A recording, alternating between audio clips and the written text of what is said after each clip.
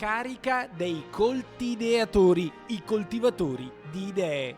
Loro sono i sindaci vicentini, padovani, trevigiani che, inforcata la bicicletta, da Piazza dei Signori a Vicenza sono arrivati in Piazza dei Signori a Treviso. Ecco le immagini che mostrano la partenza e poi la cavalcata lungo la ciclabile ricavata sull'ex ferrovia militare Treviso-Stiglia.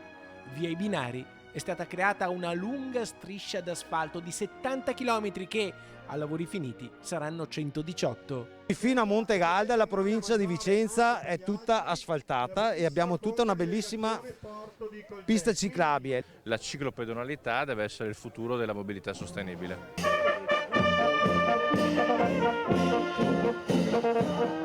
La banda suona e riporta ad antiche atmosfere, ad epoche autentiche, quando la vita girava attorno a una piazza e a un campanile. Ma questo non è un film in bianco e nero ispirato alle storie di Guareschi.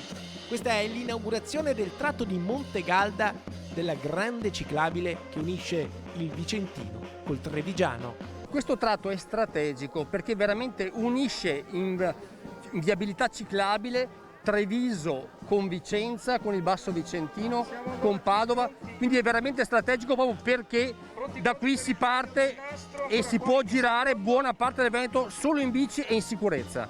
La ciclabile, ricavata sulla Treviso-Stiglia, è un mosaico di tratti che hanno richiesto pezzo per pezzo l'impegno di Regione Veneto, province e uno dietro l'altro, la volontà, la perseveranza dei comuni, dai più grandi ai più piccoli. Ecco perché questi sindaci sono coltivatori di idee.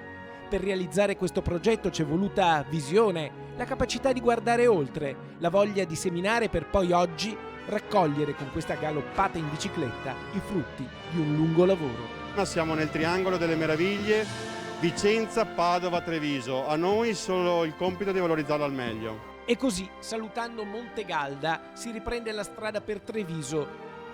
In un'eterna gara in cui tutti in politica vogliono arrivare primi, in questa corsa invece, se uno s'attarda, gli altri sindaci, al di là dei colori e delle fazioni, lo aspettano.